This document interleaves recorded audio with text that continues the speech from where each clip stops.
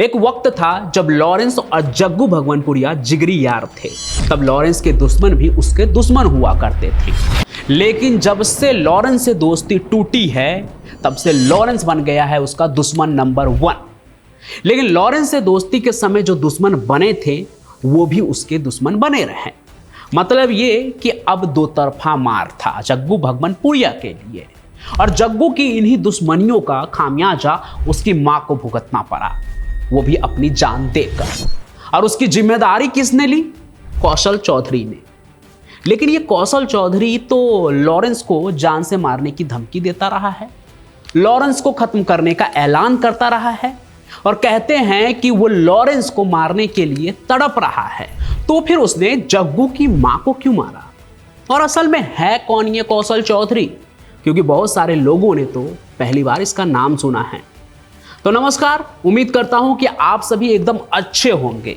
तो चलिए कहानी का जो सफर है वो शुरू करते हैं। और आज पंचम प्रकाश की कहानियां में मैं आपको बताऊंगा एक ऐसी कहानी जिसे सुनकर आप सोचने पर मजबूर हो जाएंगे कि आखिर गैंगस्टर की ये दुनिया कैसे चलती है, जहां ये अपराधी किसी के मां को भी निशाना बनाने से नहीं डरते हैं। और अपराध की दुनिया में आप जिसे डर का नया नाम समझ रहे हैं ना, वो बहुत पुराना है, यानी कि कौशल चौधरी, जो एक वक्त पर लॉरेंस बिश्नोई की जान के पीछे था, जैसा कि मैंने बताया। शायद इसलिए लॉरेंस को जेल से बाहर नहीं निकलने देते हैं, क्योंकि यहां ना जाने कितने ही गैंग वाले तैयार है उसे निशाना बनाने के लिए। लेकिन आज हम बात करेंगे कौशल चौधरी की, कि आखिर वो क्या चीज है।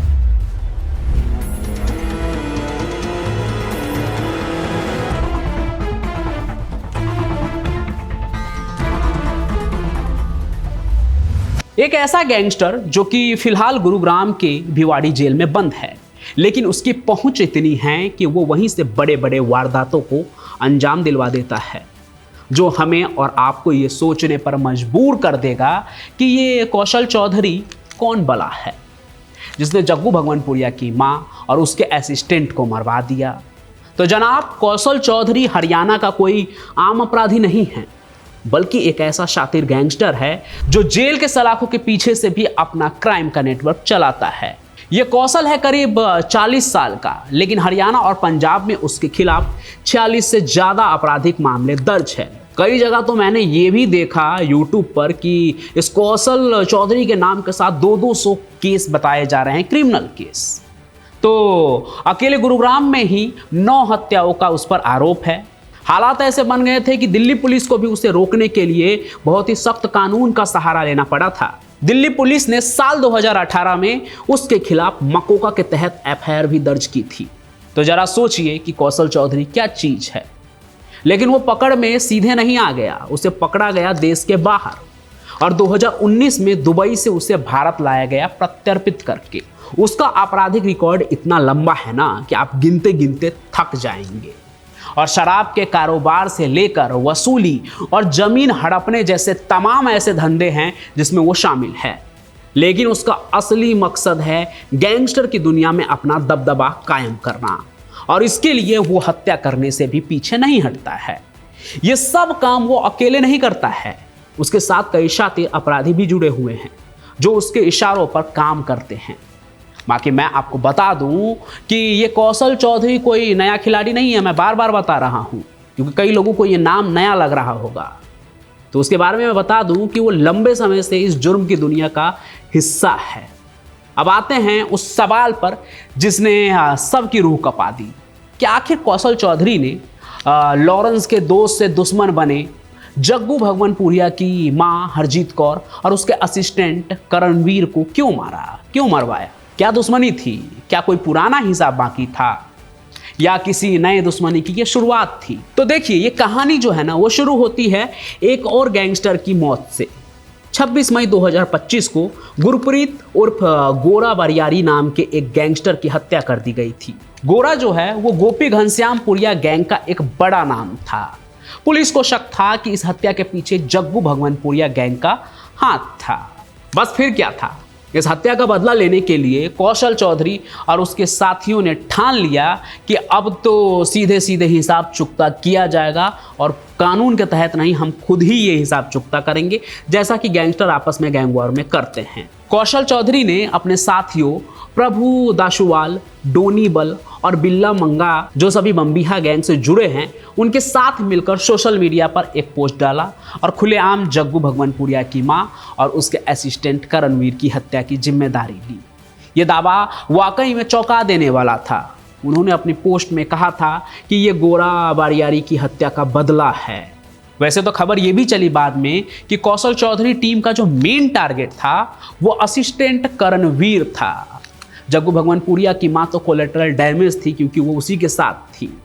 पुलिस के मुताबिक करणवीर ही जग्गू भगवानपुरिया के सारे ऑपरेशन संभालता था, चाहे वो फरार अपराधियों को पनाह देना हो, हथियारों का इंतजाम करना हो या फिर पैसों का लेन देन। एक तरह से वो जग्गू भगवानपुरिया का दाहिना हाथ था। उसे मारना मतलब जग्गू भगवानपुरिया का कमर तोड़ने जैसा था। लेकिन जब इस गैंग वॉर में जग्गू की मां को भी मार दिया गया तो ये साफ संदेश था, एक साफ क्लियर मैसेज कि बम्बिहा गैंग बदले की आग में कितना दूर तक जा सकता है। पुलिस अभी इस मामले की जांच कर रही है और सोशल मीडिया पर किए गए इस दावे की सच्चाई को भी परख रही है। लेकिन इतनी बात तो साफ है कि ये गैंग वॉर अब बहुत पर्सनल हो चुका है। अब आप सोच रहे होंगे कि इस पूरी कहानी में लॉरेंस बिश्नोई कहां से आ गया। तो जनाब, यही तो इस कहानी का सबसे दिलचस्प मोड़ है। कौशल चौधरी और लॉरेंस बिश्नोई ये दोनों गैंगस्टर एक दूसरे के जानी दुश्मन हैं, मतलब शुरुआत से ही दुश्मन हैं। इनकी दुश्मनी इतनी गहरी है कि दोनों ने एक दूसरे को खत्म करने की, कहते हैं कि कसम खा रखी है। आप जाएंगे मीडिया में देखेंगे तो बहुत सारे खबरें हैं कि कौशल चौधरी ने लॉरेंस को जेल में ही मारने की कस्में खाई। लॉरेंस बिश्नोई गैंग और बम्बिहा गैंग के बीच बहुत ही पुरानी अदावत है। कई कहानियों में आपने सुना होगा मुझसे। ये सिर्फ एक या दो मामलों की बात नहीं है, बल्कि इन दोनों गैंग ने जो है सालों से एक दूसरे के खून को बहाया है, एक दूसरे के खून के प्यासे हैं, जिसका सबूत उन्होंने कई हत्याओं से दिया है। लेकिन अगर बात सिर्फ लॉरेंस और कौशल चौधरी के बीच की करें तो साल 2022 में गुरुग्राम में शराब के धंधे पर कब्जा करने को लेकर बिश्नोई और कौशल गैंग के बीच में जबरदस्त झड़प हुई थी। शराब का धंधा गैंगस्टर्स के लिए कमाई का एक बड़ा जरिया था और इस पर कब्जे को लेकर अक्सर खूनी गैंगवार होते रहते थे। आपको याद होगा कि साल 2022 में ही पंजाबी गायक सिद्धू मूसेवाला की भी हत्या हुई थी, जिसकी जिम्मेदारी लॉरेंस बिश्नोई गैंग ने ली थी। इस हत्या के बाद कौशल चौधरी ने भी सोशल मीडिया पर एक पोस्ट डालकर मूसेवाले की मौत का बदला लेने की कसम खाई थी। इससे साफ हो गया था कि बम्बिहा गैंग लॉरेंस बिश्नोई के खिलाफ पूरी तरह से खड़ा है, तैयार है उससे बदला लेने के लिए। लेकिन लॉरेंस और कौशल चौधरी की दुश्मनी के बीच जग्गू भगवानपुरिया से लॉरेंस का रिश्ता थोड़ा सा पेचीदा है। दरअसल जग्गू भगवानपुरिया और लॉरेंस बिश्नोई कभी बेहद करीबी दोस्त हुआ करते थे। एक कहानी इनके ऊपर भी मैंने सुनाई है। उनकी दोस्ती इतनी गहरी थी कि कई लोग उन्हें गैंगस्टर की दुनिया की एक मजबूत जोड़ी मानते थे कि शुरुआती दौर से ही जग्गू भगवानपुरिया और जो लॉरेंस बिश्नोई है वो साथ हैं, एक दूसरे के साथ ही ये लोग बड़े गैंगस्टर बने। लेकिन फरवरी 2023 में तरनताल जेल में किसी बात को लेकर कहते हैं कि इनके बीच झगड़ा हो गया। ये झगड़ा इतना बढ़ा कि उनकी दोस्ती दुश्मनी में बदल गई।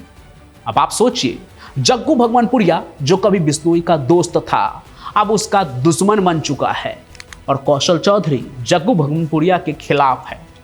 ये एक ऐसा त्रिकोणीय समीकरण है जो इस गैंग वार को और भी खूंखार बना देता है, जहां तीनों ही एक दूसरे के दुश्मन हैं। ऐसा नहीं है कि एक दो मिले हुए हैं तो तीसरे से लड़ेंगे, तीनों ही एक दूसरे के दुश्मन हैं, तीनों ही एक दूसरे को टारगेट करने पर लगे हुए हैं। और जहां तक लॉरेंस बिश्नोई की बात है तो कौशल चौधरी उसका जानी दुश्मन है। दोनों गैंग एक दूसरे के खिलाफ आज भी एक्टिव है और उनके बीच की दुश्मनी लगातार बढ़ रही है। जग्गू भगवानपुरिया का लॉरेंस बिश्नोई से अलग होना और फिर कौशल चौधरी की तरफ से जग्गू के परिवार पर हमला, ये सब एक ही गैंगवार की कड़ी का हिस्सा है जो पंजाब और हरियाणा में खूनी खेल खेल रहा है।